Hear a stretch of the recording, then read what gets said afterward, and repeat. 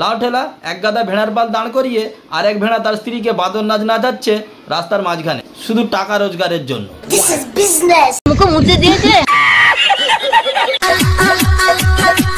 আরে আরে একটু আস্তে গো আস্তে, ফেটে যাবে তো। আই মিন রাস্তাটা রাস্তাটা। যা বুঝবার আমি বুঝে গিয়েছি। এই 150 স্পিডে প্রবল পেছন নাচানোর বেগ দেখে পিছনের লোকগুলোও দেখো লজ্জা পেয়ে গেছে। বাধ্য কি করবে ভাই, নিজের ফোনের দিকে ফোকাস করছে। আচ্ছা লাগে।